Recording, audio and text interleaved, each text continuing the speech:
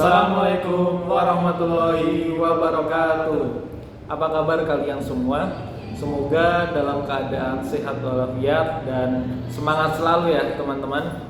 Ya, sebelum memulai pembelajaran pada kesempatan kali ini, lebih baik kita perkenalan diri terlebih dahulu. Ya, perkenalan.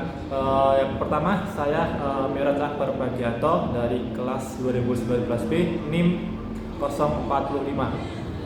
Dan perkenalkan, saya Ramazan Devti Pratama dari kelas 2019B NIM 063. Ya, pada video kali ini kita akan mempelajari mengenai pelaku-pelaku kegiatan ekonomi.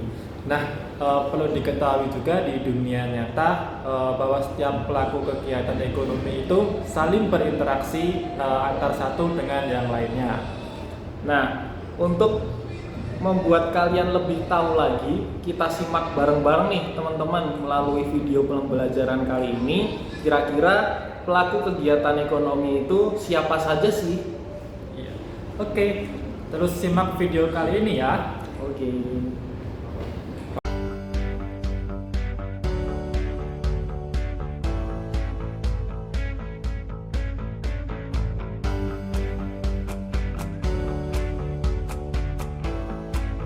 Nah, gimana? Udah siap kan? Sebelum kita cari tahu siapa saja para pelaku-pelaku kegiatan ekonomi, alangkah baiknya kita tahu dulu nih apa itu pengertian dari pelaku ekonomi. Pelaku ekonomi adalah merupakan pihak-pihak yang melakukan kegiatan ekonomi untuk memecahkan masalah ekonomi. Nah, ada apa aja sih dalam kegiatan ekonomi itu? Kegiatan ekonomi itu meliputi kegiatan konsumsi, produksi, dan distribusi. Nah, perlu sobat ketahui juga bahwa pelaku ekonomi itu dibagi menjadi 4 sektor, yaitu ada RTK atau rumah tangga konsumsi, kemudian ada RTP atau rumah tangga produksi, kemudian ada RTN atau pemerintah, dan ada MLN atau masyarakat luar negeri. Yang pertama, ada rumah tangga konsumen. Kalian tahu nggak apa pengertian dari rumah tangga konsumen itu?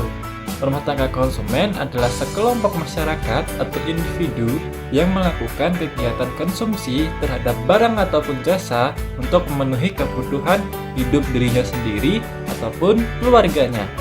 Contoh dari rumah tangga konsumen ini adalah ketika Anda membeli sebuah barang di supermarket atau warung, nah itu Anda akan bertindak sebagai konsumen, dan di sini itu dinamakan rumah tangga konsumen atau RTK. Nah, RTK ini juga sebagai pemilik faktor produksi yang dapat dibagi menjadi 4, yaitu yang pertama ada pemilik tanah, pemilik tenaga kerja, pemilik modal, dan pemilik keahlian. Dan apa saja sih peranan dari RTK itu? Peranan RTK yang pertama adalah sebagai produsen faktor produksi untuk RTP. Kemudian yang kedua adalah sebagai konsumen barang dan jasa yang dihasilkan dari RTK itu sendiri. Yang kedua ada rumah tangga produsen. Rumah tangga produsen adalah sekelompok individu atau masyarakat yang menghasilkan barang atau jasa untuk mendapatkan laba. Nah, tujuan utama dari kegiatan rumah tangga produksi ini adalah yaitu mendapatkan laba atau keuntungan. Nah, ketika tadi saya memberi contoh ketika Anda membeli di warung itu merupakan rumah tangga produsen. Nah, sebagai rumah tangga produsen sendiri di sini adalah warung atau supermarket. Nah, supermarket ini bertindak sebagai rumah tangga produsen karena mereka menghasilkan barang atau jasa untuk mendapatkan laba. Nah, kira-kira kalian bisa memberi contoh lagi tidak mengenai rumah tangga produsen yang lain? Apa sih peranan dari RTP itu sendiri? Peranan RTP yang pertama adalah sebagai produsen barang dan jasa yang dijual untuk RTK atau rumah tangga konsumsi. Kemudian bisa dijual lagi untuk pemerintah dan masyarakat luar negeri juga loh. Kemudian peranan RTP yang kedua adalah sebagai konsumen faktor produksi dari RTK atau rumah tangga konsumsi. Kemudian yang ketiga adalah sebagai distributor. Distributor sendiri kegiatannya yaitu menyalurkan barang untuk produsen atau kegiatan menyalurkan barang dari produsen dan untuk konsumen. Kemudian peranan RTP yang keempat adalah sebagai agen pembangunan, yaitu kegiatannya meningkatkan produksi melalui penelitian dan pengembangan atau sering disebut research and development. Nah, itu tadi peranan-peranan dari RTP. Jadi, peranan RTP itu ada 4 dan jangan lupa untuk diingat-ingat ya. Nah, yang ketiga ada RTN atau rumah tangga negara atau sering juga disebut sebagai pemerintah. Nah, kalian tahu nggak pengertian dari RTN atau pemerintah itu sendiri apa? Nah, RTN atau pemerintah dalam pelaku kegiatan ekonomi adalah semua pelaku ekonomi yang menghasilkan barang dan jasa untuk memenuhi kebutuhan masyarakat negaranya. Nah, RTN atau pemerintah sendiri memiliki beberapa peranan-peranan dalam kegiatan ekonomi. Nah, kita cari tahu bersama yuk apa saja peranan dari RTN atau pemerintah itu. Nah, peranan dari RTN atau pemerintah yang pertama adalah pengatur kegiatan ekonomi. Nah, di sini RTN itu sebagai membuat peraturan dan undang-undang negara. Nah, pemerintah mendapatkan tanggung jawab untuk membuat peraturan dalam kegiatan ekonomi. Kemudian peranan yang kedua adalah pengontrol. Nah, di sini pemerintah mengawasi jumlah uang yang beredar melalui Bank Sentral atau Bank Indonesia. Kemudian peranan yang ketiga adalah sebagai penguasa. Nah, penguasa di sini adalah pemerintah bertugas atau bertanggung jawab untuk menjaga ketertiban masyarakat. Kemudian peranan yang keempat adalah konsumen. Konsumen di sini adalah pemerintah sebagai konsumen atau yang mengonsumsi barang dan jasa serta faktor produksi yang disediakan oleh RTP atau RTK. Kemudian yang kelima adalah produsen. Nah, sebagai produsen, pemerintah bertanggung jawab untuk menghasilkan barang dan jasa yang vital atau yang penting. Kemudian peranan yang keenam adalah sebagai investor, yaitu pemerintah mengambil alih saham atau obligasi perusahaan demi kesejahteraan masyarakat. Nah, itu tadi ada peranan-peranan dari RTN atau pemerintah. Ada banyak ya, dan jangan lupa untuk selalu diingat. Oke, untuk pembahasan selanjutnya akan saya lanjutkan ya teman-teman, bisa disimak baik-baik. Di sini yang selanjutnya adalah masyarakat luar negeri, teman-teman. Masyarakat luar negeri itu apa sih? Nah, masyarakat luar negeri adalah pelaku ekonomi yang tinggal di luar negeri tetapi melakukan kerjasama dengan masyarakat di dalam negeri. Nah, seperti itu untuk pengertiannya terlebih dahulu, teman-teman. Kemudian yang selanjutnya di sini ada peran dari masyarakat luar negeri. Perannya apa aja sih? Yang pertama ada masyarakat luar negeri berperan sebagai konsumen. Nah, masyarakat luar negeri berperan sebagai konsumen ketika masyarakat dalam negeri itu mengirimkan ekspor ke luar negeri, kemudian dari masyarakat luar negeri itu akan menjadi seorang konsumen. Kemudian peran yang selanjutnya adalah sebagai produsen. Teman-teman pasti di rumah semuanya punya motor ataupun mobil, bener kan teman-teman? Nah, motor ataupun mobil yang teman-teman miliki itu biasanya diproduksi di Jepang, Korea ataupun Cina, teman-teman. Nah, itu kan masyarakat luar negeri. Nah, masyarakat luar negeri sebagai produsen memproduksi barang gitu. Kemudian nanti bisa dikirim ke masyarakat di dalam negeri sini gitu, atau melakukan impor gitu. Nah, kemudian peran masyarakat luar negeri yang selanjutnya adalah sebagai investor, teman-teman.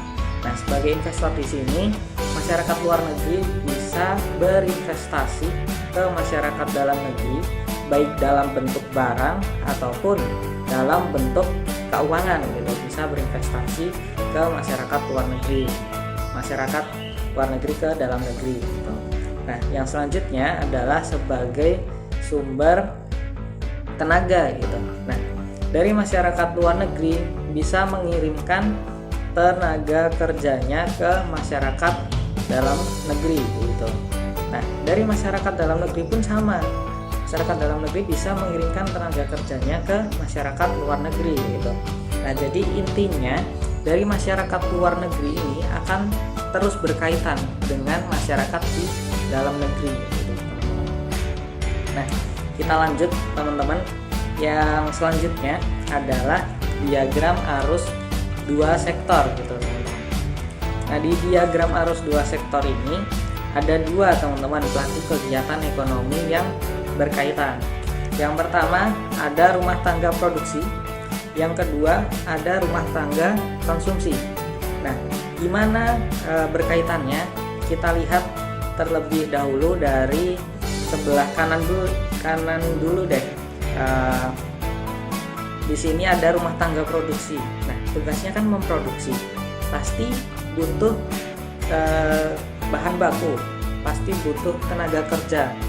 Nah, siapa yang menyetor? Rumah tangga konsumsi. Kita beralih ke kiri terlebih dahulu. Di kiri, rumah tangga konsumsi itu menyetor faktor produksinya berbentuk tenaga kerja ataupun bahan baku tadi ke rumah tangga produksi. Kemudian rumah tangga produksi memberikan balas jasa berupa gaji ataupun pembayaran sewa dari faktor produksi yang diberikan rumah tangga konsumsi.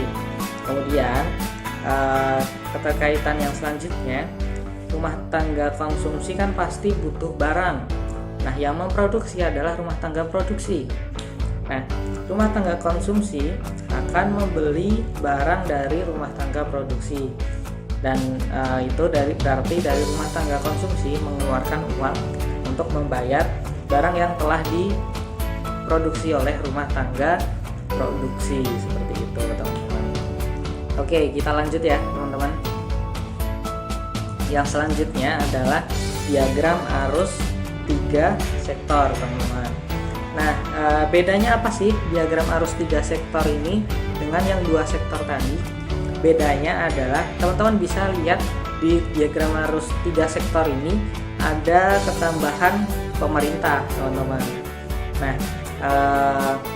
kita lihat terlebih dahulu dari arus yang bernomor 1 ya, teman-teman. Nah, arus yang bernomor 1 ini teman-teman bisa lihat dari perusahaan itu kan nyetor terlebih dahulu ke melewati pasar barang terlebih dahulu, kemudian ke rumah tangga konsumsi, yaitu barang dan jasa gitu. Nah, rumah tangga konsumsi kan membayar barang dan jasa yang telah diproduksi perusahaan dengan uang gitu. Nah, kemudian kita lihat ke diagram yang bernomor 2, teman-teman. Nah, dari sini kita lihat terlebih dahulu dari rumah tangga konsumsi menyetor faktor produksi ke perusahaan gitu. Kemudian dari perusahaan membalas dengan balas jasa, yaitu gaji ataupun biaya sewa lahan dan sebagainya ke rumah tangga konsumsi. Kemudian selanjutnya di sini yang membedakan adalah di nomor 3 atau pemerintah gitu. Nah, pemerintah di sini fungsinya adalah sebagai ketika perusahaan memproduksi sebuah barang itu kan setelah itu akan disetorkan ke konsumen gitu. Nah, pemerintah akan memberikan atau menarik pajak ke perusahaan tersebut yang memproduksi barang gitu, sebelum disetorkan ke konsumennya gitu. Kemudian ketika konsumen beli pun dari barang yang diproduksi perusahaan itu nanti akan dikenakan pajak juga, teman-teman. Misalnya teman-teman kan sering belanja ya, misalnya belanja di sebuah supermarket kayak gitu ya, pasti di struknya teman-teman ketika memperhatikan pasti ada PPN-nya gitu ataupun pajak gitu. Pajaknya berapa persen sih dari barang ini gitu. Nah, itulah fungsi dari pemerintah, yaitu untuk menarik pajak gitu. Nah, kemudian dari pemerintah akan menyalurkan lagi gitu dari pajak yang telah ditarik dari perusahaan ataupun konsumen, itu nanti akan dialihkan lagi oleh pemerintah, misalnya untuk pembangunan di daerah sekitar gitu, di daerah pemerintah tersebut dari dana pajak gitu untuk melakukan pembangunan gitu. Jadi kurang lebih seperti itu teman-teman untuk diagram arus 3 sektor, dan ini mengakhiri pertemuan kita pada perjumpaan kali ini untuk membahas pelaku kegiatan ekonomi gitu. Jadi semoga teman-teman bisa paham dengan video pembelajaran ini.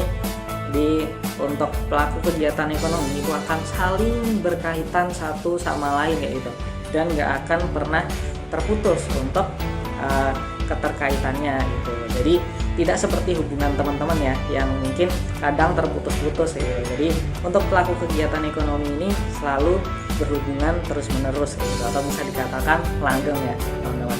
Oke, sekian dari perjumpaan kita. Terima kasih sudah menyimak video pembelajaran dengan seksama. Sekian, akhirul salam. Wassalamualaikum warahmatullahi wabarakatuh.